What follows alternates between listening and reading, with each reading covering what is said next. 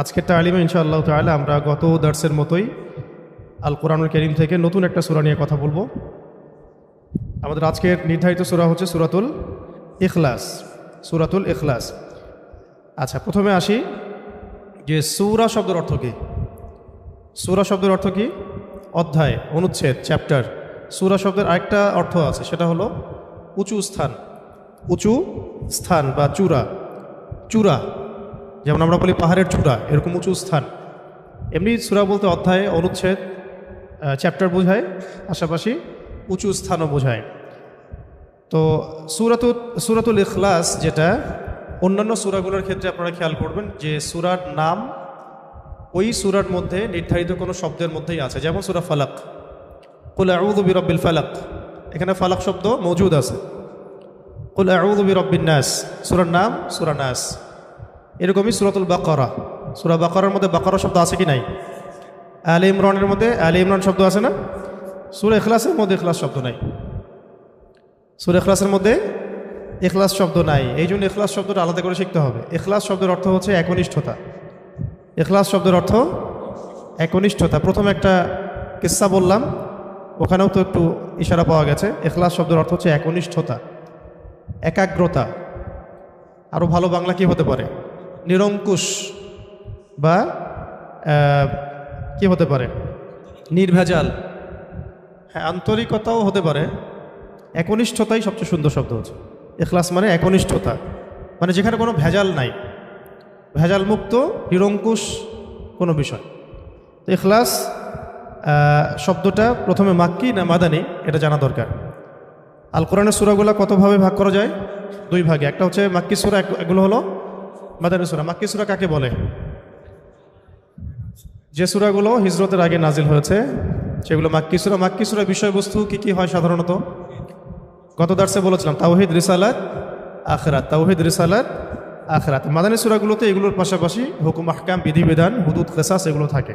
ঠিক আছে, এগুলোর মাদানী সূরা। মাদানী সূরার সংখ্যা 28টা, মাক্কি সূরার সংখ্যা 86টা। তো এই সূরাটা মাক্কি না মাদানী, এটা নিয়ে ইখতিলাফ আছে। এটা নিয়ে ইখতিলাফ শব্দের অর্থ মত পার্থক্য। ইখতিলাফ মানে মত পার্থক্য। এই বিষয়গুলো জানতে হবে। আমাদের জবানের মধ্যে আরবি টার্মগুলোকে স্মুথলি যেন আসে, অর্থগুলো যেন বুঝতে পারি, এই জন্য আরবিগুলো ব্যবহার করা হচ্ছে। তো এখানে মত পার্থক্য আছে সাহাবায়ে কেরামদের মধ্যে। তবে এটাকে সমন্বয় করা যায় এভাবে যে এমন হতে পারে যে সূরাটা দুই জায়গাতেই নাজিল হয়েছে, মক্কাতেও মদিনাতেও। যেমন একটা ঘটনা আছে, সেটা হলো আব্দুল্লাহ বিন মাসউদ রাদিয়াল্লাহু আনহু থেকে। আব্দুল্লাহ বিন মাসউদ রাদিয়াল্লাহু আনহুকে কিন্তু বিশিষ্ট সাহাবী তিনি, এবং কোরআনের যারা রাইসুল মুফাসসিরিন, মানে কোরআনের সবচেয়ে বড় তাফসীর কারক, ব্যাখ্যাকারক সাহাবী, তাদের মধ্যে তিনি একজন। আব্দুল্লাহ বিন মাসউদ রাদিয়াল্লাহু আনহু। আবু জেহেলের গর্দান কেটে নিয়ে আসছিলেন যে সাহাবী। আব্দুল্লাহ বিন মাসউদ কোন সাহাবী? আবু জেহেলের বদর যুদ্ধে গর্দান কেটে নিয়ে আসছিলেন যে সাহাবী। আবু জেহেলকে তো প্রথমে একেবারে শেষ করে ফেলছিলেন দুজন আনসারি সাহাবী, তরুণ আনসারি সাহাবী, মুআজ রাদিয়াল্লাহু আনহুমা। পরবর্তীতে আব্দুল বিন মাসউদ রাদিয়াল্লাহু আনহু তার বুকের উপর পা রেখে তার গর্দান কেটে নিয়ে আসেন। তো তাকে মক্কাতে সবাই বলতে কাফেররা তুচ্ছ তাচ্ছিল্য করত আব্দুল বিন মাসউদ রাদিয়াল্লাহু আনহুকে, কারণ তিনি নিচু বংশের ছিলেন তাদের তুলনায়। যেমন বনু মখজুম, বনু হাশিম, তাদের তুলনায় তার বংশটা ছিল একটু নিচু। এই কারণে তারা তাকে খুব তুচ্ছ তাচ্ছিল্য করত। এবং তার পায়ের ব্যাপারে একটা কথা আছে যে তার পাটা একটু চিকন ছিল, সরু ছিল। এই কারণে অনেকে হাসাহাসি করত। নবী সাল্লাল্লাহু আলাইহি ওয়াসাল্লাম তার পায়ের ব্যাপারে একটা রিওয়ায়াত আসছে কিন্তু, যে এই পায়ের ওজন মিজানে বহু ভারী হবে। ওই পা আবু জেহেলের বুকের উপর দিয়েই তিনি তার গর্দান কেটে নিয়ে আসছেন। তো তিনি রাইসুল মুফাসসিরিনদের একজন, আব্দুল বিন মাসউদ রাদিয়াল্লাহু আনহু, এবং বলিষ্ঠ সাহাবী। আপনারা অনেকগুলো হাদিস দেখতে পারবেন তার থেকে রিওয়ায়াত হয়েছে। এবং আরেকজন সাহাবী যে উবাই ইবনে কাব কোন সাহাবী? যাকে ওমর রাদিয়াল্লাহু আনহু তারাবির সালাত পড়তে বলেছিলেন, মনে আছে? তারাবির অধ্যায় যখন আসবে তখন আলোচনা আসবে আর কি, যে তারাবির সালাতের জামাত করে তাকে ইমামতির দায়িত্ব দেওয়া হয়েছিল। কোন সাহাবীকে? উবাই বিন কাব রাদিয়াল্লাহু আনহু। তিনি খুব সুন্দর তেলাওয়াত করতে পারতেন। তো এখন তারা দুজন বর্ণনা করেছেন যে মক্কাতে যখন আবু জেহেল, আবু লাহাব, উতবা সাহেবারা তারা যে ইলাহের উপাসনা করতে অভ্যস্ত, যেমন লাত, উজ্জা, হুবল, মানাত, যেগুলোকে দেখা যায় না, যেগুলোকে দেখা যায়, যেগুলোর সামনে তারা নজর মানত পেশ করে, এইরকম তারা আল্লাহ পাকের পরিচয় জিজ্ঞাসা করছিল যে আমরা তো লাত, উজ্জা, হুবল, মানাতের ইবাদত করি, লাত এমন, উজ্জা এমন, হুবল এইরকম, মানাত এইরকম, তোমার আল্লাহ কেমন, তোমার আল্লাহ কেমন, তার পরিচয় দাও আমাদের। তখন আল্লাহ রাব্বুল আলামিন সূরাতুল ইখলাস নাজিল করেন। এটা অর্থে আমরা তো আসতেছি একটু পরে ইনশাআল্লাহ। এখানে আল্লাহ পাকের পরিচয় দেওয়া হয়েছে, এখানে আল্লাহ পাকের পরিচয় দেওয়া হয়েছে। আল কোরআনের পুরো কোরআনটাতে যদি আপনি ঘাটেন, এই পুরো কোরআনটা ঘেটে আল্লাহ পাকের যে পরিচয়টা আপনি পাবেন সেটা সূরা ইখলাসে দেওয়া হয়েছে। আবার আমরা যে বলি যে আল কোরআনের 3টা পার্ট, 3 ভাগে ভাগ করা যায় আল কোরআনকে। এক ভাগ হচ্ছে তাওহীদ, এক ভাগে কি? তাওহীদ। ওই এক ভাগ তাওহীদের পুরোটাই আপনি সূরা ইখলাসের মধ্যে পাবেন। এটাকে 2 ভাগে ভাগ করা হয়েছে লেকচারটাকে, এই কারণে যে আমরা পরের অংশে তাওহীদ এবং শিরকের পুরো আলোচনা বিস্তারিত আনবো ইনশাআল্লাহ। আচ্ছা, এরপরে আসেন, এই দুজন সাহাবী রিওয়ায়াত করেছেন যে এটা মাক্কি সূরা, এটা মাক্কি সূরা। মক্কায় আবু জেহেল, আবু লাহাবরা এইভাবে যখন তর্ক করছিল, আল্লাহ রাব্বুল আলামিন এইভাবে সূরা ইখলাস নাজিল করেন। আরেকজন সাহাবী আব্দুল্লাহ ইবনে আব্বাস রাদিয়াল্লাহু আনহু, আব্দুল্লাহ ইবনে আব্বাস রাদিয়াল্লাহু আনহু, উনিও বিখ্যাত সাহাবী, রাসূল সাল্লাল্লাহু আলাইহি ওয়াসাল্লামের চাচাতো ভাই আব্বাস রাদিয়াল্লাহু আনহু ছেলে। তো আব্দুল্লাহ ইবনে আব্বাস রাদিয়াল্লাহু আনহুকেও কিন্তু রাইসুল মুফাসসিরিন ধরা হয়। তিনি ছিলেন অনেক বড় একজন মুফাসসিরিন সাহাবীদের মধ্যে। তার ব্যাপারে রাসূল সাল্লাল্লাহু আলাইহি ওয়াসাল্লাম খাস করে দোয়া করেছিলেন। ঘটনাটা এমন ছিল যে একদিন নবী সাল্লাল্লাহু আলাইহি ওয়াসাল্লাম ওযু করছিলেন রাতের বেলা তাহাজ্জুদের সালাতের জন্যে। ওযু করার আগে মানুষ তো একটু ওয়াশরুমে যায়, তিনি ওয়াশরুম থেকে বের হয়ে এসে দেখেছেন কেউ তার জন্য পানি রেখে দিয়েছে, কেউ তার জন্য ওযুর পানি রেখে দিয়েছে। তখন তিনি জিজ্ঞাসা করেছিলেন যে কে আমার জন্য পানি রেখেছে।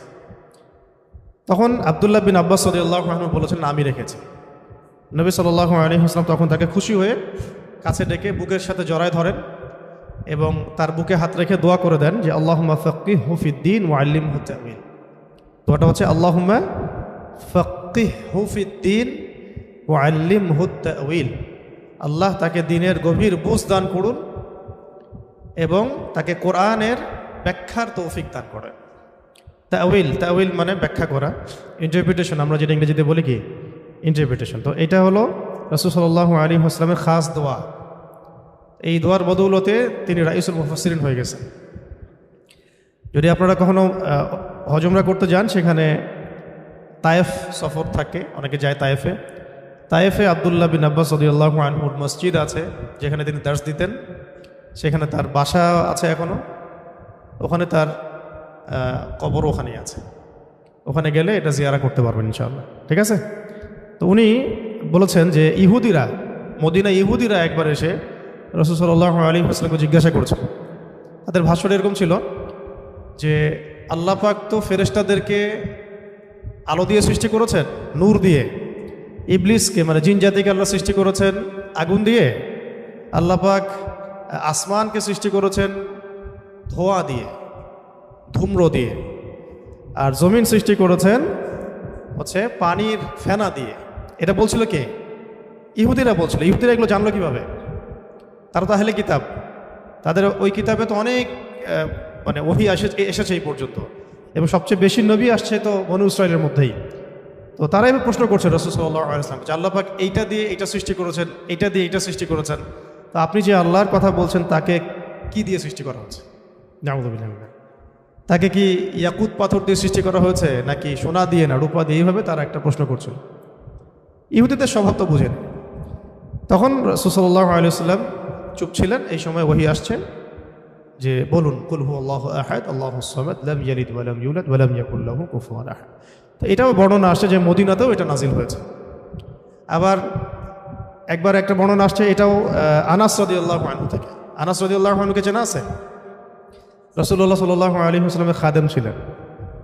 প্রায় 8 থেকে 10 বছর তিনি খেদমত করেছেন এবং তিনি নবীকে খুব কাছ থেকে পেয়েছেন।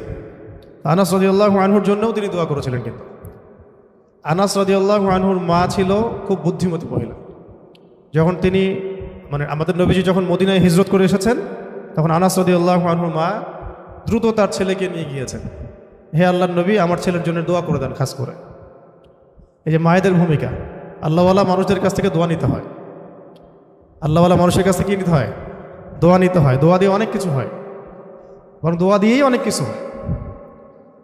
পরে যে তৌফিকটা, ধরেন কেউ আপনার জন্য দোয়া করে দিয়েছে, কোনো বুজুর্গ ব্যক্তি, আল্লাহর ওলি, হয়তো ওই দোয়ার বরকতেই আপনি ওই তৌফিক পাবেন, সেই এনার্জি পাবেন, সেই লাইব্রেরি পাবেন, সেই সোহবত পাবেন, সেই বই পাবেন, সেই ফুরসত পাবেন, যাতে করে আপনি বড় আলেম হতে পারেন। সব কিছুর সাথে রিলেটেড হবে আর কি।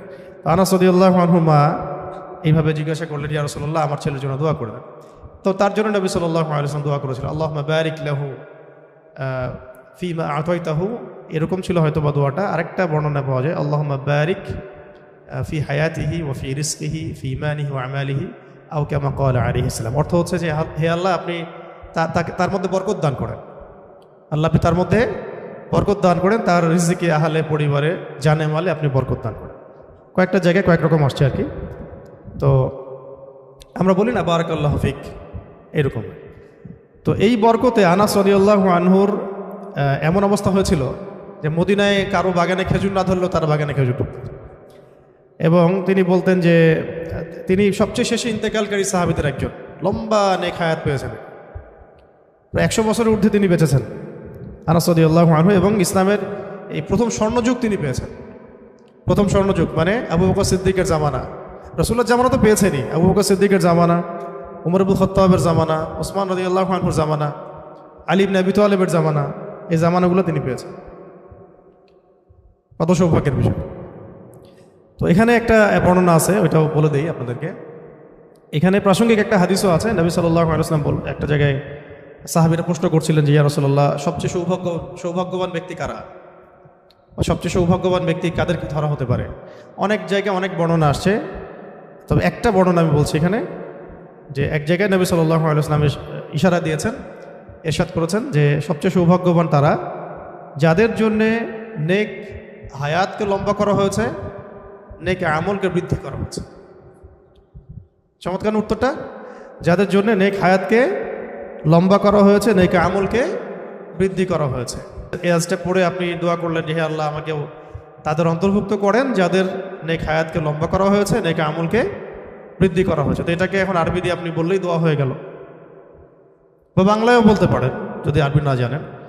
তো আরবিটা হবে এরকম, আল্লাহুম্মা ইজআলনি মিনহুম, আল্লাহুম্মা ইজআলনি মিনহুম লিমান তালা উমরুহু ওয়া হাসুনা আমালুহু।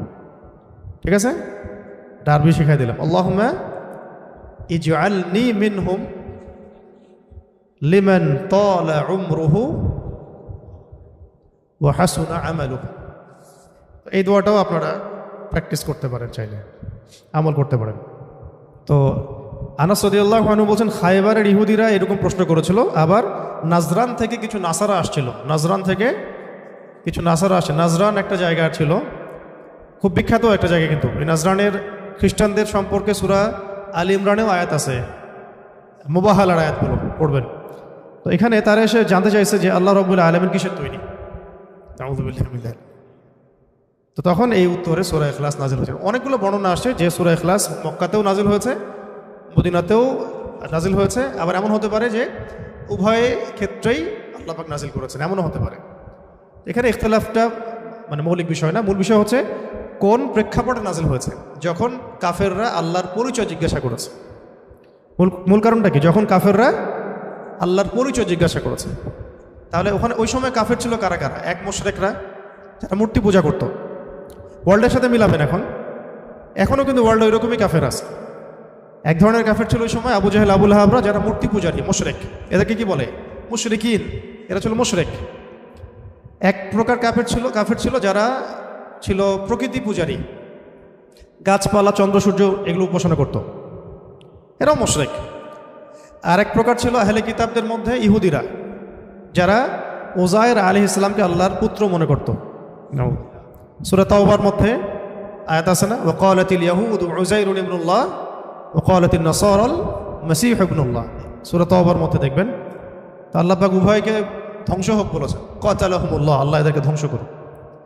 এখন তো ইহুদিরা এভাবে উজাইর আলাইহিস সালামকে আল্লাহর পুত্র সাব্যস্ত করত এবং ফেরেশতাদেরকে আল্লাহর কন্যা মনে করত।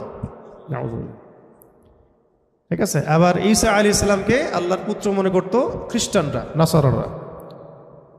খ্রিস্টানরা ঈসা আলাইহিস সালামকে আল্লাহ পাকের পুত্র মনে করত। আরেক প্রকার কাফের ছিল আরবের মধ্যে, এদেরকে বলতো মাজুস। কি বলতো? মাজুস। মাজুস মানে হচ্ছে অগ্নি পূজারী। মাজুস মানে অগ্নি পূজারী। তাহলে কয় শ্রেণীর কাফের বলেন? এক তো পুরো মুশরিক, মূর্তি পূজারী। এই ওয়ার্ল্ডে আছে, আমাদের রাষ্ট্রেও আছে, প্রতিবেশীতেও আছে। ঠিক আছে না?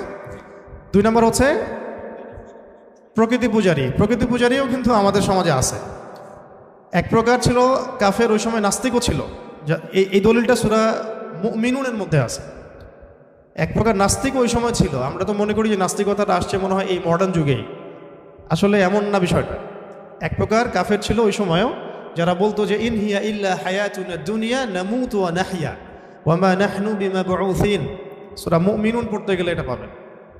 তারা বলতো যে এই দুনিয়ায় আমাদের জন্য সব কিছু, আমরা কখনো পুনরুত্থিত হব না, এখানেই আমরা বাঁচি, এখানেই মরি। তারা কোনো ঈশ্বরে বিশ্বাস করতো না, আমরা আল্লাহ বিশ্বাস করতো না। এটা নাস্তিকতা তো এখন ওয়ার্ল্ডে আছে। এক প্রকার ছিল ইহুদি কাফের, যারা বিশ্বাস করতো উজাইর আলাইহিস সালাম আল্লাহ পাকের পুত্র, নাউজুবিল্লাহ। ফেরেশতাদেরকে তারা আল্লাহর কন্যা মনে করতো, নাউজুবিল্লাহ। হ্যাঁ, আর খ্রিস্টানরা মনে করতো যে ঈসা আলাইহিস সালাম আল্লাহ পাকের পুত্র।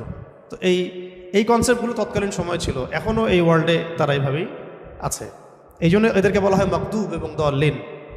এই জন্য সূরা ফাতিহা আমরা পড়ি যে গায়রিল মাগদুবি আলাইহিম ওয়ালাদ-দাল্লিন। আল্লাহ মাগদুবদের অন্তর্ভুক্ত করো না আমাদেরকে, মানে ইহুদিদের অন্তর্ভুক্ত করো না, ওয়াদ-দাল্লিন এবং নাসারাদের অন্তর্ভুক্ত করো না। তো এই কারণে আকীদা পরিষ্কার করে ফেলতে হবে আর কি। এই ওয়ার্ল্ডের মধ্যে শুধুমাত্র মুসলিমরাই আল্লাহ রাব্বুল আলামিনকে এক সাব্যস্ত করে, আহাদ সাব্যস্ত করে, আহাদ। এবং তাকে মুসলিমরাই শুধু আস-সামাদ সাব্যস্ত করে।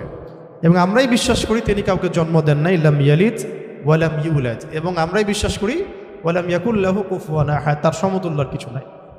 তো এটা কিন্তু অন্য কোনো ধর্মের মধ্যে এই কনসেপ্ট নাই, কিন্তু না হিন্দু ধর্মে আছে, না খ্রিস্টান ধর্মে, না বৌদ্ধ ধর্মে, না মাজুস অগ্নি পূজারীদের মধ্যে। তো মাজুস কারা ছিল? পারস্যের মানুষরা মাজুস ছিল। এখনকার ইরাক ইরানের কন্টিনেন্টে ছিল পারস্যের মানুষরা, ওই সময় ওদেরকে মাজুস বলা হতো। তো এখন আমরা বুঝতে পারলাম যে এই সূরাটা নাজিল হয়েছে কোন প্রেক্ষাপটে, যখন কাফেররা আল্লাহ পাকের পরিচয় জিজ্ঞাসা করছে। কারণ যারা শিরকে লিপ্ত, কুফরিতে লিপ্ত, তারা দেখছে যে আল্লাহ তাদের আল্লাহ সামনে, তাদের দেবতা সামনে, তারা দেখতে পারে।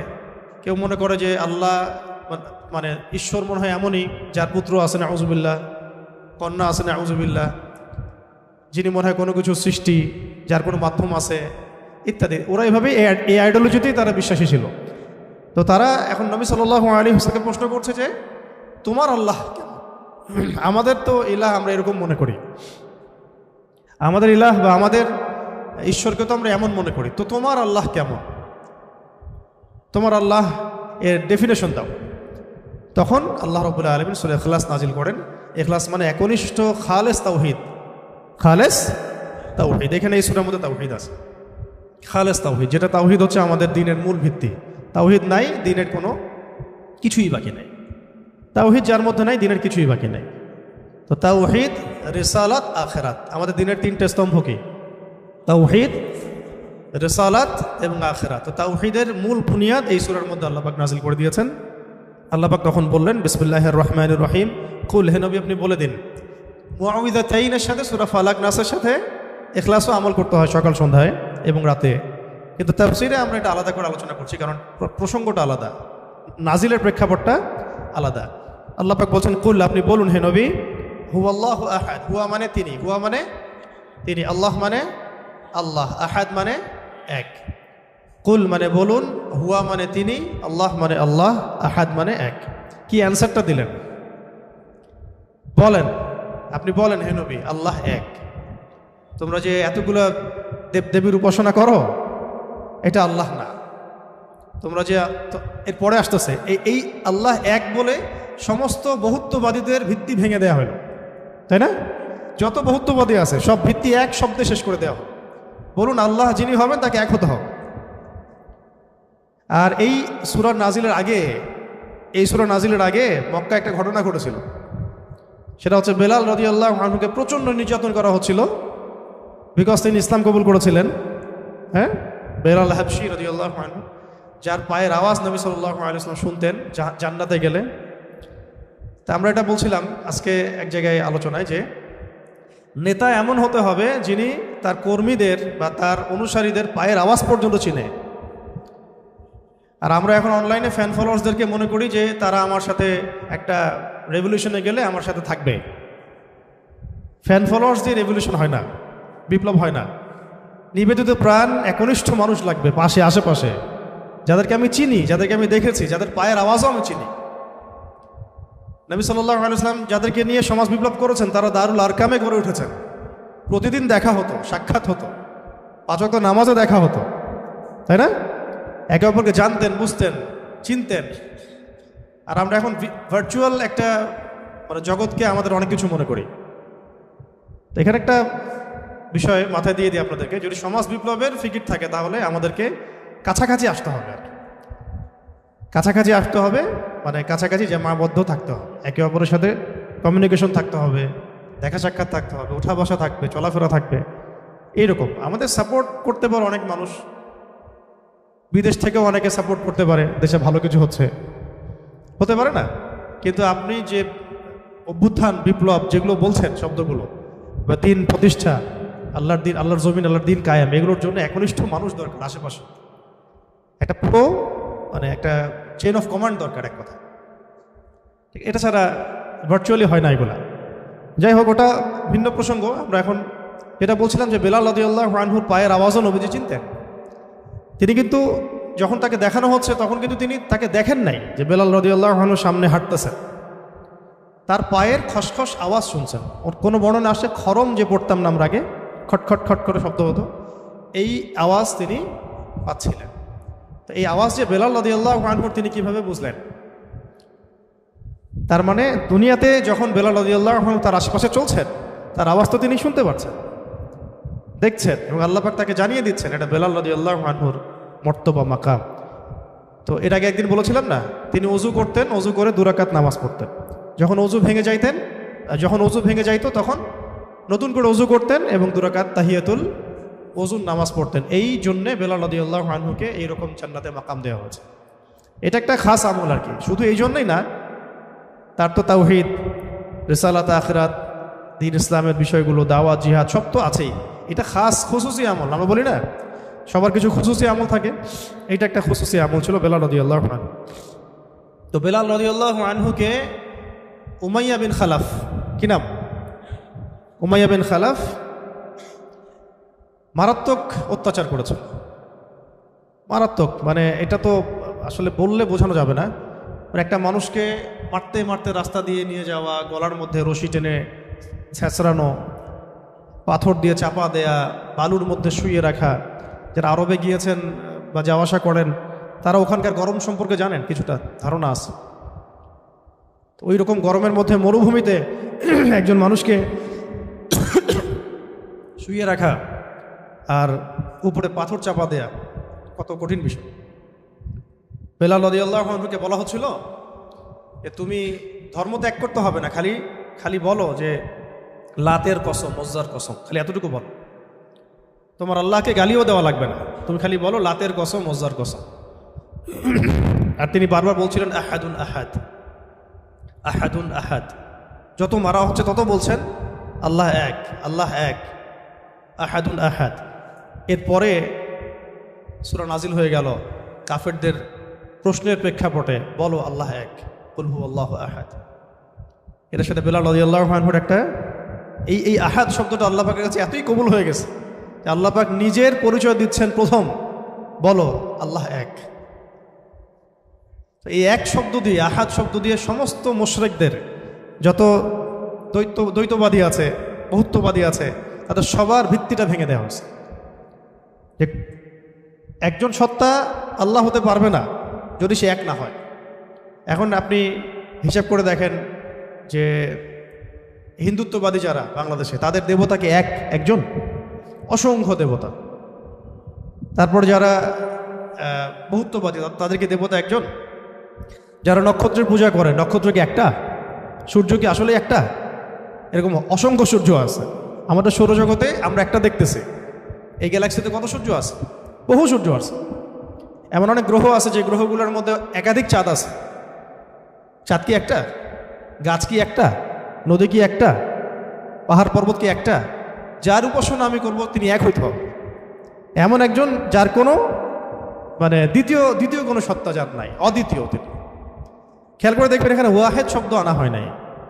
ওয়াহেদ মানে কিন্তু এক, ঠিক আছে? ওয়াহেদের আবার এরপরে আপনি ইসনান, সালাসা আর এগুলোতে যেতে পারবেন, 2, 3, 4 যেতে পারবেন, কিন্তু আহাদ আলাদাভাবে আনা হয়েছে, এর ওয়াহেদ শব্দটা আনা হয় নাই। এখানে অনেক ব্যাপার আছে। তো এখানে মূল কথা হচ্ছে, প্রথম কথা যে যিনি আল্লাহ হবেন তাকে এক হতে হবে, বা এমন কোনো সত্তা আল্লাহ হওয়ার বা ইলাহ হওয়ার দাবি করতে পারবে না যার বহু বচন আছে, যার ডুপ্লিকেট আছে, যার দ্বিতীয় ভেরিয়েন্ট আছে, ভার্সন আছে, তিনি কখনো আল্লাহ হতে পারবেন না। এখানে সমস্ত মুশরিকদের আল্লাহু আহাদ, হে নবী বলেন আপনি যে তিনি আল্লাহ এক, বলে দিন যে তিনি আল্লাহ এক। আল্লাহু আকবার। তারপরে আচ্ছা, এখানে একটা প্রাসঙ্গিক কথা আছে, পরে ভুলে যাবো, বলে দিই। মাঝে মাঝে এমন হয় যে কিছু কথা লিখে নিয়ে আসি না, কিন্তু নোট করে আসি না, কিন্তু মনের মধ্যে আসে, চলে আসে, পরে বলবো করে ভুলে যাই। এখানে একটা আমল আছে, এটা আপনাদেরকে শিখাই দিই। অনেকেই চায় যে আমার দোয়াটা কবুল হোক, সবাই চায় আমার দোয়া কবুল হোক। দোয়া কবুলের তো অনেক শর্ত আছে, তাই না? অনেকগুলো আমল আছে, শর্ত আছে, অনেক সময় আছে, এগুলো মোটামুটি আপনারা জানেন। তো একটা বিষয় আমি বলছি আজকে, একটা দোয়া আছে যে দোয়াটা, যে কথাগুলো দোয়ার শুরুতে বললে এই দোয়াগুলো কবুল হবে ইনশাল্লাহ, এই বিষয়ে আপনি নিশ্চিত থাকতে পারেন। যদি আপনার রিজিক হালাল হয়, ওই শর্তগুলো যদি পূরণ হয়, রিজিক হালাল হয়, বৈধ দোয়া হয়, হ্যাঁ, হারাম কিছু চাচ্ছেন না আপনি, বৈধ বিষয় চাচ্ছেন, হালাল খেয়ে চাচ্ছেন, এই শর্তগুলো পূরণ করে দোয়া করার আগে এই কথাগুলো বললে দোয়া কবুল হবে ইনশাআল্লাহ। আমি তো আর বলতে পারবো না 100% কবুল হবে, এটা তো আমার পক্ষে বলা সম্ভব না, কিন্তু সবচেয়ে শক্তিশালী যে ওসিলাগুলো দোয়া কবুল করানোর জন্য, সেটা এটা। আমাকে যদি বলেন যে আপনার জানা মতো সবচেয়ে বেস্ট ওসিলা কোনটা দোয়া কবুল, আমি বলবো এটাই। এটার সাথে আরও একটা আছে, ওটা আরেকদিন বলবো ইনশাআল্লাহ। সেটা হচ্ছে আপনি আল্লাহ রাব্বুল আলামিনের এই একত্ববাদের ওসিলা দিয়ে দোয়া করবেন। আল্লাহ পাকের এই তাওহীদের ওসিলা দিয়ে, একত্ববাদের ওসিলা দিয়ে দোয়া করবেন। এইভাবে বলা, পরে শুনে আপনারা মুখস্থ করে নিয়েন। দোয়া করার আগে আল্লাহ পাকের প্রশংসা করা, আলহামদুলিল্লাহটাও আল্লাহ পাকের প্রশংসা, এবং রাসূল সাল্লাল্লাহু আলাইহি ওয়াসাল্লামের প্রতি দরুদ শরীফ পড়া একবার, অন্তত একবার, চাইলে আপনি অনেক পড়তে পারেন। এরপরে যে বিষয়টা আপনি চাচ্ছেন তার আগে বলা যে আল্লাহুম্মা ইন্নী আসআলুকা বিআন্নী, আগে বলে নেই, আল্লাহুম্মা ইন্নী আসআলুকা বিআন্নী আশহাদু আন্নাকা আনতাল্লাহ লা ইলাহা ইল্লা আনত আল আহাদ আস-সামাদ আল্লাযী লাম ইয়ালিদ ওয়া লাম ইউলাদ ওয়া লাম ইয়াকুল লাহু কুফুয়ান আহাদ। সূরা ইখলাস যে জানে সে এটা সহজেই বলতে পারবে। আল্লাহুম্মা ইন্নী আসআলুকা বিআন্নী আশহাদু আন্নাকা আনতাল্লাহ লা ইলাহা ইল্লা আনতাল আহাদ আস-সামাদ আল্লাযী লাম ইয়ালিদ ওয়া লাম ইউলাদ ওয়া লাম ইয়াকুল লাহু কুফুয়ান আহাদ। এরপরে আপনি দরুদ শরীফ পড়ে দোয়া করা শুরু করবেন, ইনশাআল্লাহ দোয়া কবুল হয়ে যাবে। এই যে ওজিফা বলে দিলাম, এখন হাদিয়া তোফা বাড়াই দিয়েন, ঠিক আছে ইনশাআল্লাহ? ওকে। আচ্ছা, এটা পরীক্ষিত আমল, ইনশাআল্লাহ দোয়া কবুল হবে ইনশাআল্লাহ। আরও যদি সুন্দর করতে চান তাহলে আল্লাহুম্মা ইন্নী আসআলুকা বিআন্নী আশহাদু আন্নাকা আনতাল্লাহ, এর সাথে লা ইলাহা ইল্লা আনতাল আহাদ আল ওয়াহিদ আস-সামাদ আল্লাযী লাম ইয়ালিদ ওয়া লাম ইউলাদ ওয়া লাম ইয়াত্তাখিয ওয়ালাদান ওয়া লাম ইয়াকুল লাহু শারীকুন ফিল মুলক। আরও বলা যায় ওয়া লাম ইয়াকুল লাহু কুফুয়ান আহাদ। আরেকটা আছে আল্লাহুম্মা ইন্নী আসআলুকা বিআন্নী আশহাদু আন্নাকা আনতাল্লাহ লা ইলাহা ইল্লা আনতাল হান্নান আল মান্নান বাদিউ আস-সামাওয়াতি ওয়াল আরদ ইয়া যাল জালালি ওয়াল ইকরাম ইয়া হাইয়্যু ইয়া কাইয়্যুম বিরহমাতিকা আস্তাগীথ। এইটা দিয়ে দোয়া করা যাবে শুরুতে। ঠিক আছে, এগুলো আমল করবেন ইনশাআল্লাহ। প্রথমটা তো সহজ, ওইটা বললাম, আল্লাহুম্মা ইন্নী আসআলুকা। একা একা দোয়া করলে আল্লাহুম্মা ইন্নী আসআলুকা, একসাথে করলে আল্লাহুম্মা ইন্না নাসআলুকা। একা করলে আল্লাহুম্মা ইন্নী আসআলুকা, একসাথে করলে তখন আল্লাহুম্মা ইন্না নাসআলুকা বিআন্নী আশহাদু আন্নাকা আনতাল্লাহ লা ইলাহা ইল্লা আনতাল আহাদ আস-সামাদ আল্লাযী লাম ইয়ালিদ ওয়া লাম ইউলাদ ওয়া লাম ইয়াকুল লাহু কুফুয়ান আহাদ। এর অর্থ হচ্ছে, হে আল্লাহ, আমি মানে এই ওসিলায় তোমার কাছে প্রার্থনা করছি, এটা জেনে আমি তোমার কাছে প্রার্থনা করছি, মানে এইটার দাবি দিয়ে আমি তোমার কাছে প্রার্থনা করছি যে তুমি এক, তুমি এক, তুমি অমুখাপেক্ষী, তুমি কাউকে জন্ম দাও নাই, কারো কাছ থেকে তুমি জন্ম নেও নাই, তোমার সমতুল্য কিছু নাই। এইটার ওসিলা দিয়ে আল্লাহ আমি তোমার কাছে প্রার্থনা করতেছি। এর চেয়ে বড় ওসিলা হয়?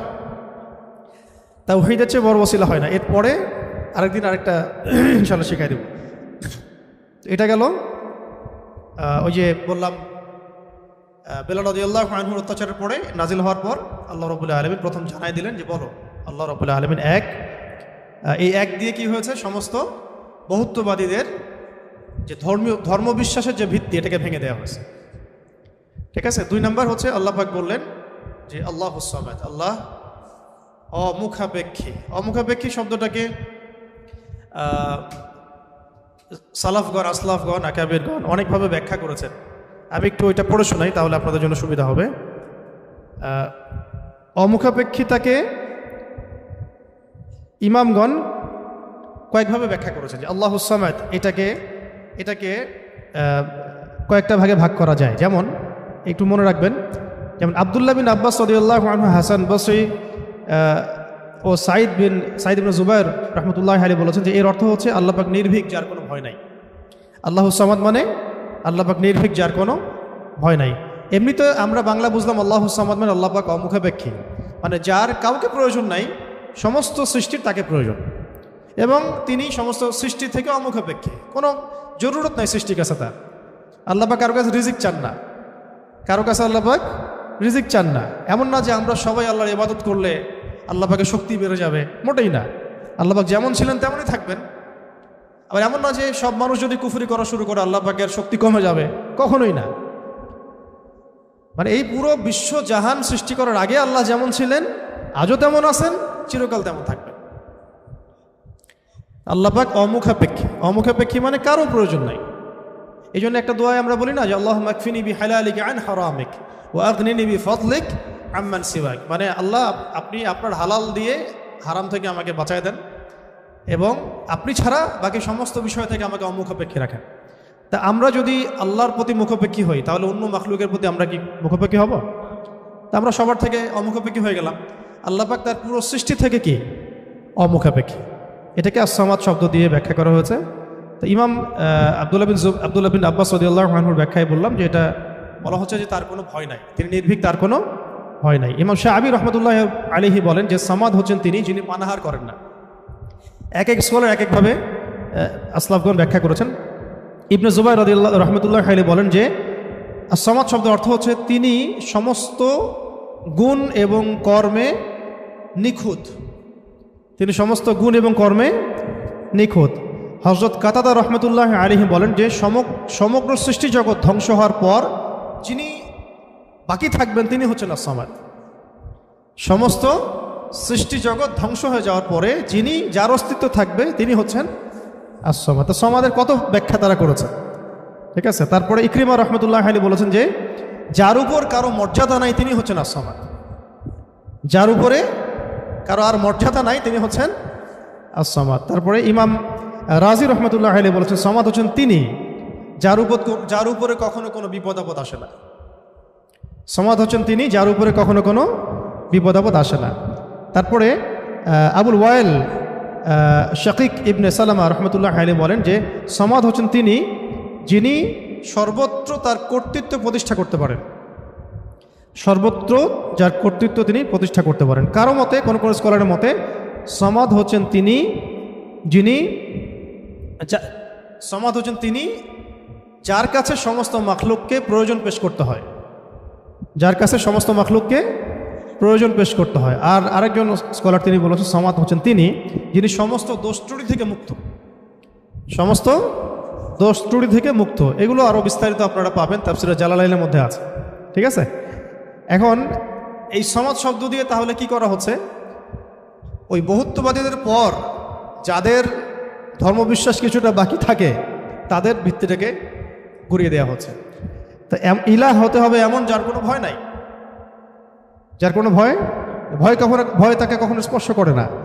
ইলাহ হতে হবে এমন একজন সত্তাকে যিনি কারো মুখাপেক্ষী নন। যত যত স্ট্যাচু আছে এগুলো তো মুখাপেক্ষী, ওকে তো বানানো হয়েছে, সে তো নিজেকে বানায় নাই, সে কারো মুখাপেক্ষী, সে তো খালেক না, সেও মাখলুক। তারপরে যারা মানুষ যারা নিজেদেরকে বিশ্বমঞ্চে বড় বড় করে ফুটিয়ে তোলে বা নিজেদেরকে রবের আসনে অধিষ্ঠিত করার চেষ্টা করে, তারা কি অমুখাপেক্ষী? তারাও মুখাপেক্ষী, সবাই মুখাপেক্ষী। আবার ইহুদিরা যে ধর্মবিশ্বাসে চলছে তারা কি অমুখাপেক্ষী? নাসারাদের ক্ষেত্রেও সেম, তারা মুখাপেক্ষী। মাজুসিরা তারাও এমন ইলাহের উপাসনা করে যারা মুখাপেক্ষী। শুধুমাত্র মুসলিমরাই এমন একজন ইলাহের উপাসনা করে বা ইবাদত করে, উপাসনা না ইবাদত করে, যিনি অমুখাপেক্ষী, সমস্ত ত্রুটি থেকে মুক্ত, বিচ্যুতি থেকে মুক্ত, যিনি সমস্ত দোষ ত্রুটি থেকে মুক্ত, যিনি হচ্ছেন কারো কাছে কিছু চান না, সবাই তার কাছে চায়, যাকে কখনো বিপদ আপদে স্পর্শ করে না, যিনি পানাহার করেন না, যিনি তার সৃষ্টি এবং কর্মে নিপুণ, এবং যার উপরে কারো কোনো মর্যাদা নাই, এবং যখন সৃষ্টি জগৎ ধ্বংস হয়ে যাবে যিনি বাকি থাকবেন তিনি হচ্ছেন আল্লাহ রাব্বুল আলামিন। এখানে আসসামাদ শব্দের অনেক গভীর কথা আছে, ব্যাখ্যা আছে। এগুলো ইনশাল্লাহ আমরা আরও পরে আলোচনা পরের সেশনে করবো ইনশাল্লাহ। আজকে আমরা একটু কোড আলোচনা করতেছি। 3 নম্বরে আল্লাহ রাব্বুল আলামিন বলেছেন যে বলুন হে নবী যে আল্লাহ তিনি লাম ইয়ালিদ ওয়া লাম ইউলাদ। বলুন তো, সামনে কমন নেওয়া হয়েছে, কুল বলুন আল্লাহ এক, আল্লাহুস সামাদ, আল্লাহ আস-সামাদ, আল্লাহ অমুখাপেক্ষী। আপনি বলে দিন হে নবী যে লাম ইয়ালিদ ওয়া লাম ইউলাদ। লাম ইয়ালিদ তিনি জন্ম দেন নাই, লাম ইয়ালিদ মানে তিনি জন্ম দেন নাই। এটা দিয়ে কাদের ভিত্তি ভেঙে দেওয়া হলো? ওই যে ইহুদি খ্রিস্টানদের, যারা আল্লাহর পুত্র সাব্যস্ত করে, কন্যা সাব্যস্ত করে, ওদের ধর্মবিশ্বাসের ভিত্তি ভেঙে দেওয়া হলো। লাম ইয়ালিদ তিনি জন্ম দেন নাই। তো এমন একজন সত্তাকে আল্লাহ হতে হবে যিনি কাউকে জন্ম দেন না কখনো। আমরা এই দুনিয়াতে যা দেখছি সব কিছু কিন্তু জন্মিত বা জন্ম দিচ্ছে বা জন্মিত। মানুষের কথা বলেন, আপনি যে কোনো মাখলুকের কথা বলেন, এমনকি প্রকৃতির যে বিষয়গুলো আমরা দেখি এগুলো তো জন্মিত আর কি, মাখলুক, এগুলো কোনো না কোনো জায়গা থেকে আসছে। তো আল্লাহ রাব্বুল আলামিন হতে হলে এমন একজন সত্তা হতে হবে যিনি কাউকে জন্ম দেন নাই। ওয়ালাম ইউলাদ, এটা আরও কঠিন, কেউ জন্ম দেয় না সেটা একটা হতে পারে। একজন ধরেন মহিলা আছে, জন্ম দেয় নাই সন্তান, তো সে তো কারো কাছ থেকে জন্মিত হয়েছে। দুইটা রাস্তাই বন্ধ করে দেওয়া হলো যে আল্লাহ হতে হবে এমন একজন সত্তাকে যিনি না জন্ম দিয়েছেন না কারো কাছ থেকে জন্ম নিয়েছেন। এটা আরও কঠিন, এবং এই কাঠিন্যের মধ্যে কোনো সত্তা পড়তে পারে না আল্লাহ ছাড়া।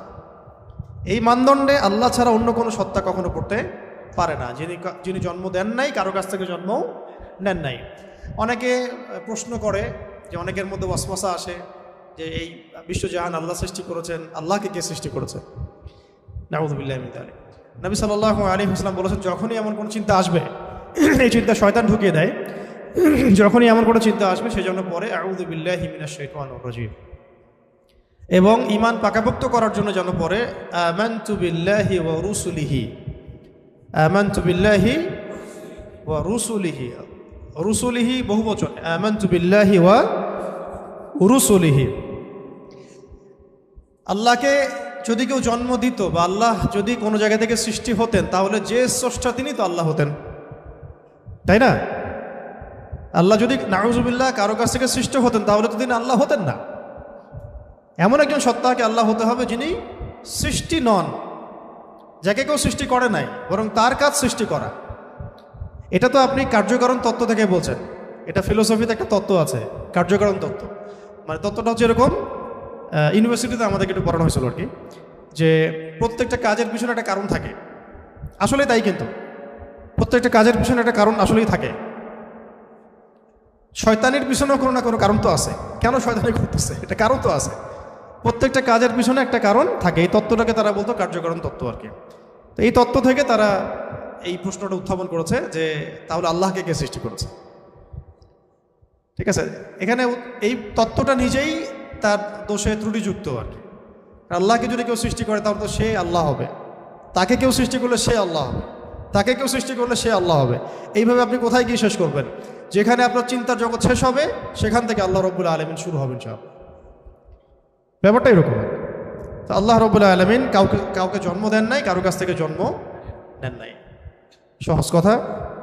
আর এখান থেকে ইহুদি এবং খ্রিস্টানদের যে ধর্মভিত্তি এটাকে একেবারে ভেঙে দেওয়া হয়েছে।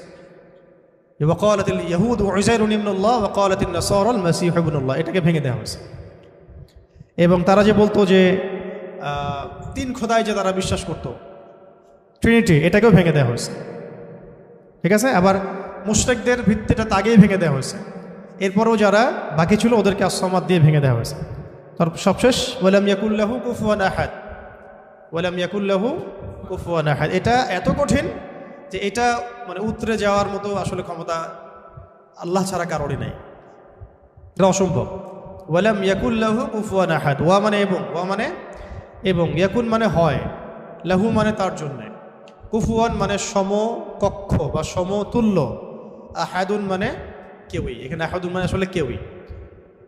ওয়া মানে এবং, লাম ইয়াকুন, ওয়ালাম ইয়াকুন এবং হয় না, লাম মানে না, লাম হচ্ছে অতীতকালে নাবাচক বোঝায়, অতীতকালে নাবাচক, এগুলো মনে রাখবেন। ওয়া মানে এবং, ওয়াবের দুটো অর্থ হয় আল কোরআনে, কখনো কখনো শপথ বা কসম অর্থে আসে, কখনো কখনো এবং অর্থে আসে। যেমন ওয়া তিন, তিন ফলের কসম, ওয়াল আসরি সময়ের কসম। আর এখানে ওয়া জবর মানে হচ্ছে এবং, ওয়ালাম, লাম হচ্ছে অতীতকালে নাবাচক, অতীতকালে নাবাচক। যেমন আমি কখনো বলিনি, আমি করিনি, আমি যাইনি, এগুলো বোঝাতে লাম শব্দ প্রয়োগ করা হয়। ঠিক আছে, ওয়ালাম ইয়াকুন, ইয়াকুন মানে হয়, লাম ইয়াকুন মানে হয় না, ওয়ালাম ইয়াকুন এবং হয় না, এবং হয় না, লাহু মানে তার জন্য, লাহু মানে তার জন্য বলতে এখানে আল্লাহর দিকে নিসবত করা হচ্ছে। ওয়ালাম ইয়াকুন লাহু, তার জন্যে হয় না, কি হয় না? কুফুয়ান, মানে কুফু মানে কি? সমতুল্য, সমকক্ষ। অনেকে বলেন না বিয়ের ক্ষেত্রে কুফু দেখতে হয়, সমতুল্য, সমকক্ষ, সামঞ্জস্যতা। আহাদ কেউই, মানে তার সমতুল্য সমকক্ষ কেউ নাই, তার সমতুল্য সমকক্ষ কেউ নাই। এটা হচ্ছে আরও কঠিন, কারণ একজন ধরেন আহাদ উতরে আসলো, সমাদে গিয়ে শেষ হয়ে গেল। কেউ হয়তো বলছে লাম ইয়ালিদ ওয়া লাম ইউলাদ, এটাকে কোনোভাবে ব্যাখ্যা করছে, ধরেন কোনোভাবে উল্টাপাল্টা ব্যাখ্যা করছে, কিন্তু শেষে গিয়ে এসে কিন্তু আর পারবে না। ওয়ালাম ইয়াকুল্লাহু কুফুয়ান আহাদ, তার সমতুল্য কিছুই নাই। ধরেন আপনি বললেন যে এই মূর্তিটা নাউজুবিল্লাহ একটা দেবতা, কেউ বললো হয় কোনো মুশরিক, তাহলে এই মূর্তি একটা না, এই মূর্তি আরও অনেক আছে, সামঞ্জস্য আছে। কেউ যদি বলে এই নক্ষত্রটা তার ইলাহ, নাউজুবিল্লাহ, এই নক্ষত্র একটা না, তার সামঞ্জস্য আরও আছে, সিমিলারিটিস আছে। ঠিক আছে, কেউ বললো যে অমুক নবীর সন্তান আল্লাহর পুত্র, নাউজুবিল্লাহ, এই নবীর সন্তান একজন না, আরও বহু নবী আছে তাদের সন্তান হয়েছে। এইরকমই ওয়ালাম ইয়াকুল্লাহু কুফুয়ান আহাদ হচ্ছে এমন একজন সত্তাকে আল্লাহ হতে হবে যার সাদৃশ্য কিছু নাই, লাইসা কামিথলিহি শাই, তার সমতুল্য, তার মতো কিছু নাই। অনেকে আল্লাহ পাকের এই যে হাত, আল্লাহ পাকের চেহারা, আল্লাহর হাসি, আল্লাহর ক্রোধ, এগুলোকে ব্যাখ্যা করতে গিয়ে আকীদার ক্ষেত্রে এমন এমন কিছু ব্যাখ্যা করেছে যেখানে আল্লাহ পাককে মাখলুকের সাথে সাদৃশ্য করে দেওয়া হয়েছে। এবং তারা আবার বলছে এটাই নাকি আহলুস সুন্নাহ ওয়াল জামাআর আকীদা। এটা একটা বাজে বিষয়, এটা একটা বাজে কথা। আল্লাহ রাব্বুল আলামিনের জাত এবং সিফত সম্পর্কে আমরা ইনশাআল্লাহ আরেকদিন বিস্তারিত কথা বলবো। ঠিক আছে, এতটুকু বলছি এখন যে আল্লাহ আল্লাহই, তার মতো কোনো কিছুই নাই। যেখানে আল্লাহ পাক বলেছেন তার চেহারা, এটা চেহারার অর্থ ইশারা কি সেটা আল্লাহ পাক জানেন। ওটা আমি যদি এখন মনে করতে যাই যে এটা এরকম চেহারা, চোখ নাক মুখ কানওয়ালা, তো এটা শিরক হয়ে যাবে। তো আর আল্লাহ পাক কোনো মাখলুকের সাদৃশ্য না, ওয়ালাম ইয়াকুল্লাহু কুফুয়ান আহাদ, লাইসা কামিথলিহি শাই, তার মতো কিছু নাই। ঠিক আছে, তো আল্লাহকে কোনোভাবেই এইরকম কোনো ব্যাখ্যার মধ্যে আনা যাবে না। যেমন অনেকে বলেন না যে আল্লাহ পাক কোথায় আছে। তো এখন আপনি প্রশ্ন করলেন যে আল্লাহ রাব্বুল আলামিন কোথায় আছে, তো কেউ বলছে আরশের উপরে আছে, আরশের। তো আল্লাহ পাকের ক্ষেত্রে এমন দিক সাব্যস্ত করা যাবে না, উপরে নিচে ডানে বামে, এভাবে না। এটা ইস্তাওয়ার অর্থ কি, সেটা আল্লাহ পাক যেভাবে বলেছেন ওইটুকুতে চুপ থাকা আর কি। এটাকে ব্যাখ্যা করতে না যাওয়া আর কি। ব্যাখ্যা করতে না যাওয়া। এমনকি আল্লাহ পাক আর রহমান আর রহিম, এটাকে এইভাবে ব্যাখ্যা করা যাবে না যে কেমন রহমান, আমাদের মতো রহমান, আমাদের মতো দয়াময় কি?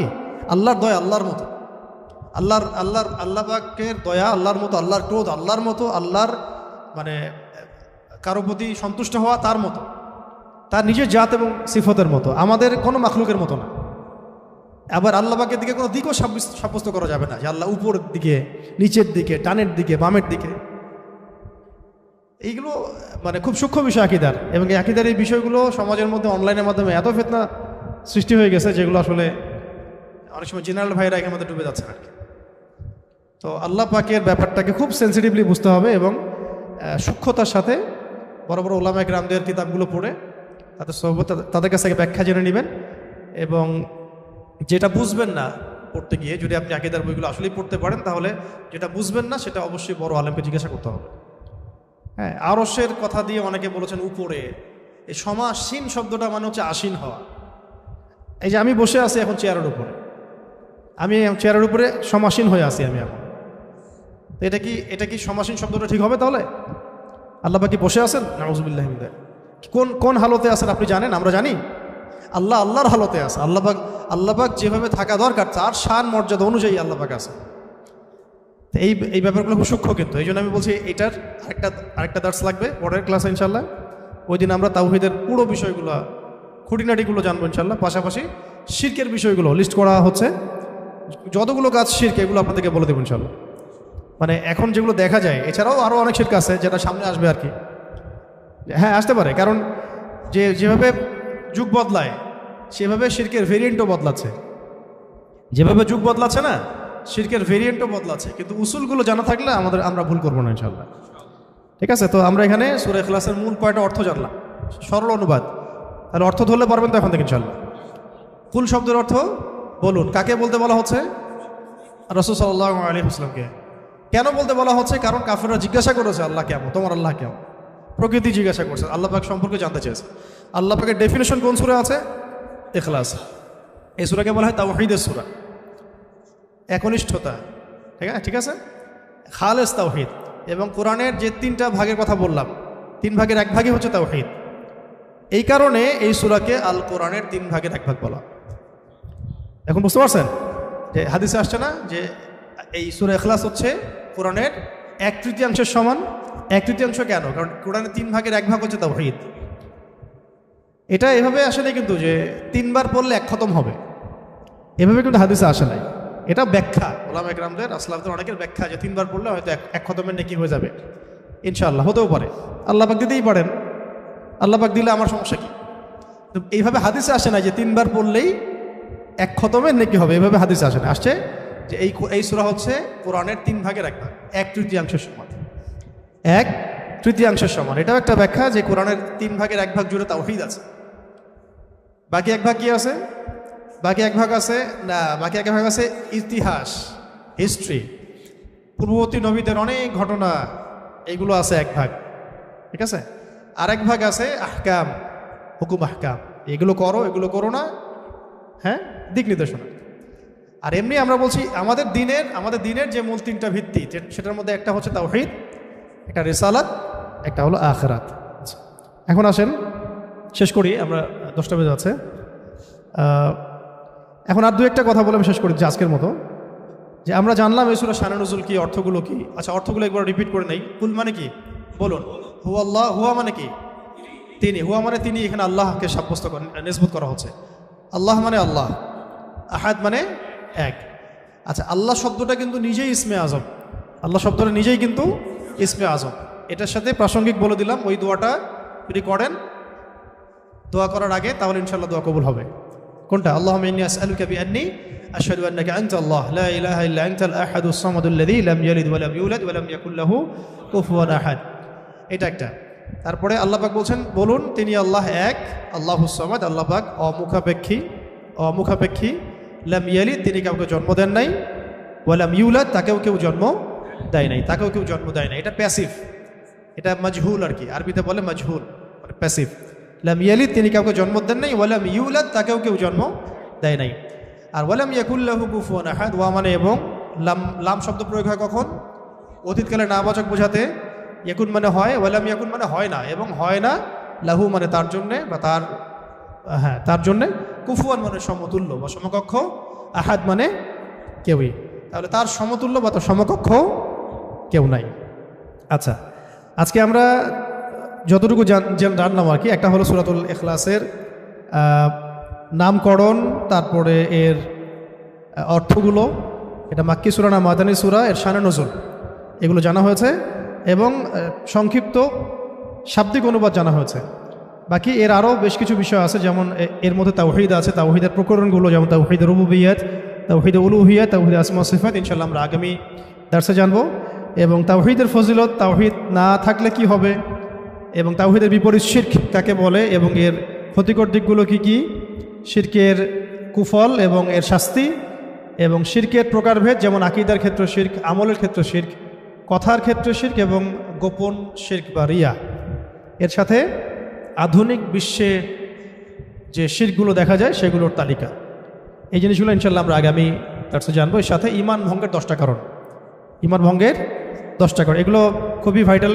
ইনশাআল্লাহ পরের দার্সে সবাই আসবেন, এটা আমরা আশা করতেছি। আর শেষ করার আগে শুধু আমি এই সূরার কয়েকটা ফজিলত বলে আমি শেষ করতেছি, এটা জানা দরকার আছে, তাহলে আমাদের আগ্রহ জন্মাবে।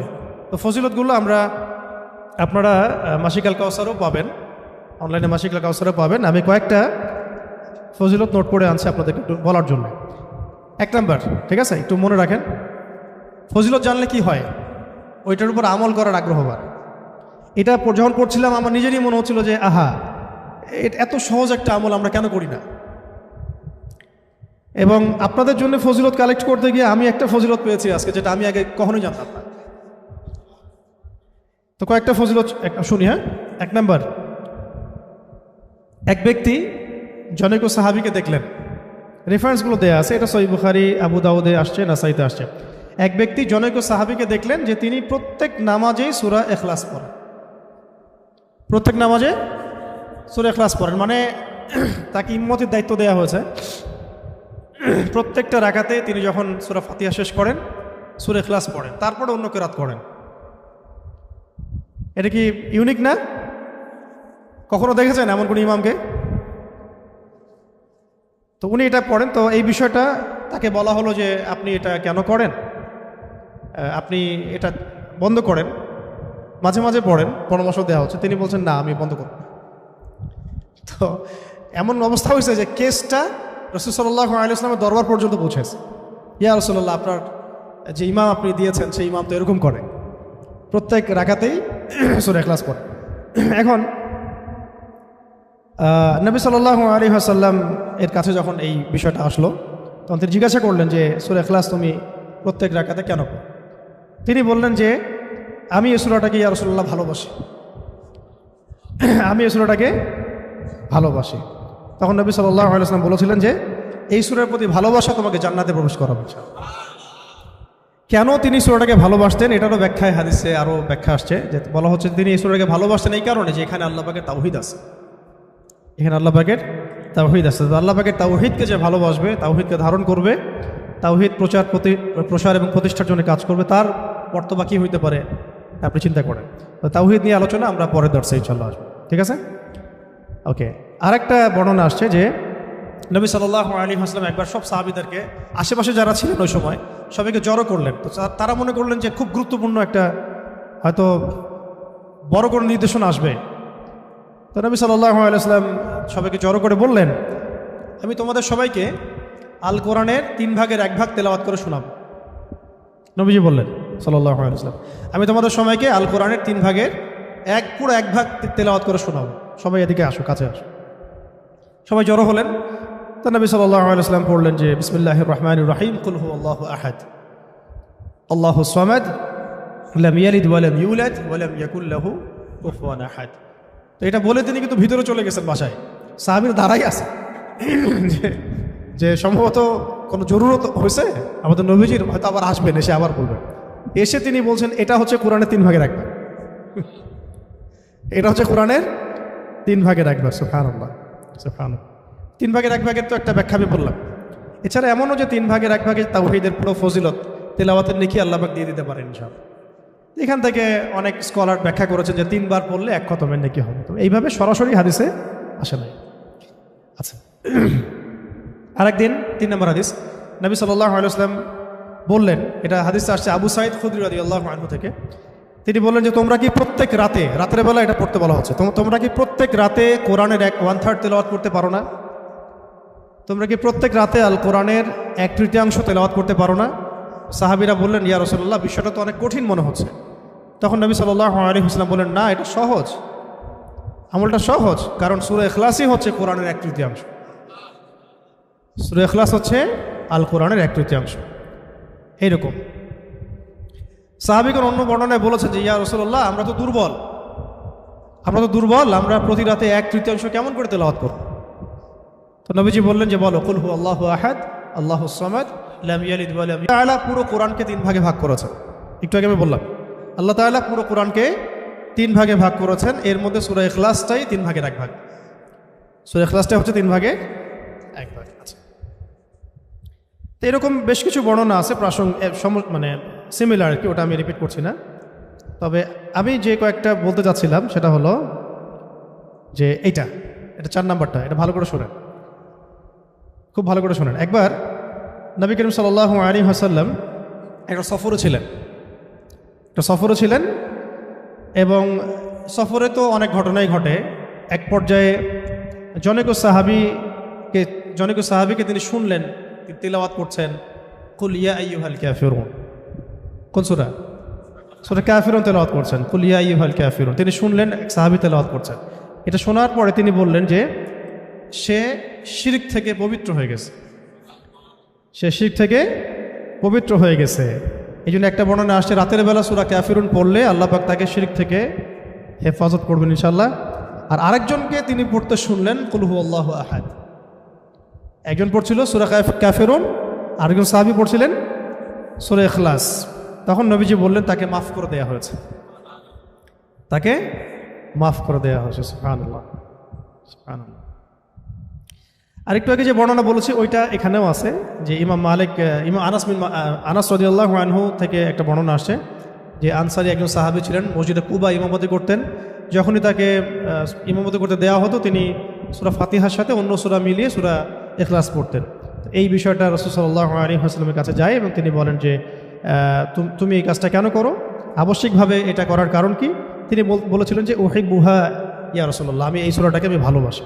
তখন নবী সাল্লাল্লাহু আলাইহি ওয়াসাল্লাম বলেছিলেন যে এই সূরার প্রতি ভালোবাসা, যে হুব্বুকা ইয়াহা আদখালাকাল জান্নাহ, এই সূরার প্রতি যে ভালোবাসাটা, এই ভালোবাসাই তোমাকে জান্নাতে প্রবেশ করাবে ইনশাআল্লাহ। এটা একটা বর্ণনা আসছে। এরকম আরও সিমিলার বর্ণনা আছে। আরেকদিন আবু হুরায়রা রাদিয়াল্লাহু আনহু তিনি বলছেন যে আমি রাসূল সাল্লাল্লাহু আলাইহি ওয়াসাল্লামের কাছে বসেছিলাম, এমন সময় এক ব্যক্তি সূরা ইখলাস তেলাওয়াত করা শুরু করলো। তখন নবী সাল্লাল্লাহু আলাইহি ওয়াসাল্লাম বললেন যে ওয়াজাবাত। কি বললেন? ওয়াজাবাত, ওয়াজিব হয়ে গেছে। ওয়াজাবাত মানে ওয়াজিব হয়ে গেছে, ওয়াজাবাত মানে ওয়াজিব হয়ে গেছে। আমি জিজ্ঞাসা করলাম, ইয়া রাসূলুল্লাহ, কি ওয়াজিব হয়ে গেছে, কি ওয়াজিব হয়ে গেল? তিনি বললেন যে আল জান্নাহ, জান্নাত ওয়াজিব হয়ে গেছে, এই ব্যক্তির উপর জান্নাত ওয়াজিব হয়ে গেছে। আরেকজন সাহাবী এসেছিলেন নবী সাল্লাল্লাহু আলাইহি ওয়াসাল্লামের কাছে, এসে বলেছিলেন যে আমার এক ভাই আছে, মানে মুমিন ভাই, আমার এক ভাই আছে, উনিও সাহাবী, তো তিনি সূরা ইখলাসকে খুব ভালোবাসেন। তো নবীজি বললেন তাকে জানিয়ে দাও, তোমার ভাইকে জানিয়ে দাও যে এই সূরার প্রতি ভালোবাসার কারণে তাকে জান্নাতের সুসংবাদ দান করো। তাকে জানিয়ে দাও যে এই সূরার প্রতি ভালোবাসার কারণে তাকে জান্নাতের সুসংবাদ দেয়া হচ্ছে।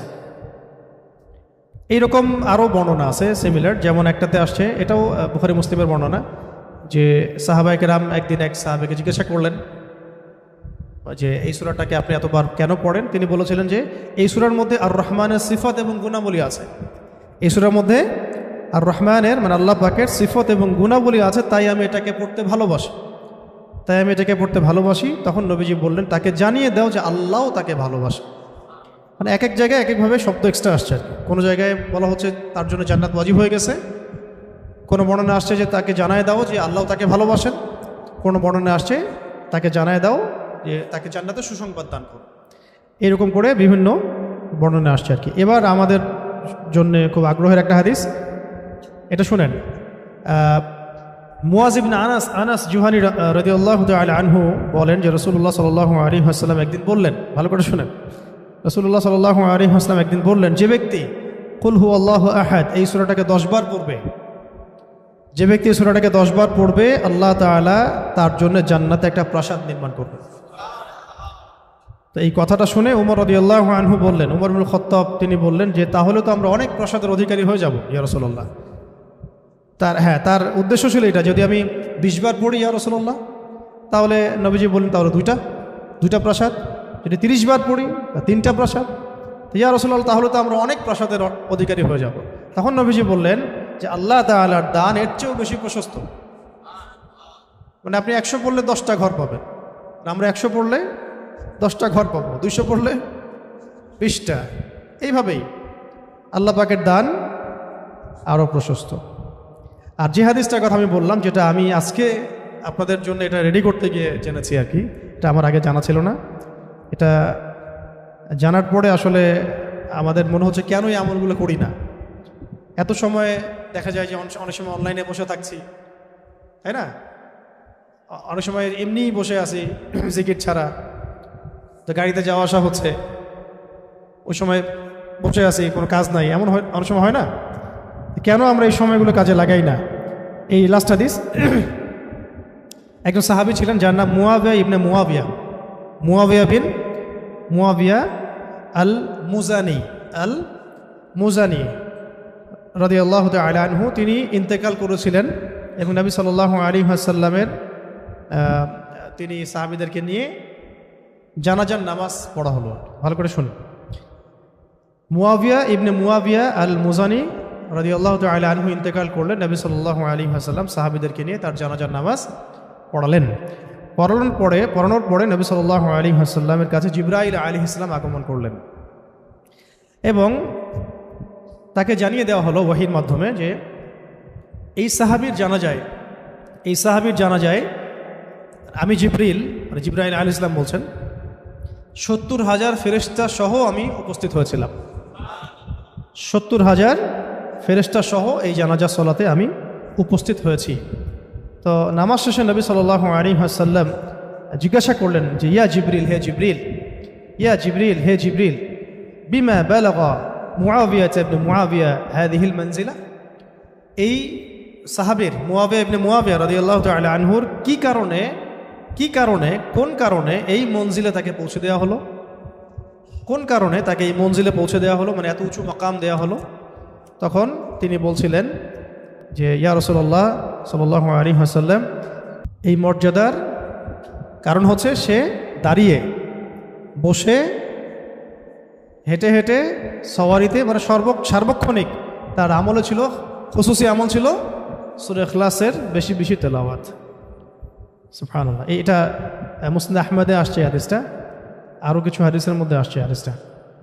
তো আল্লাহ পাক আমাদের সবাইকে এই সূরার প্রতি বেশি বেশি আমল করার তৌফিক দান করেন।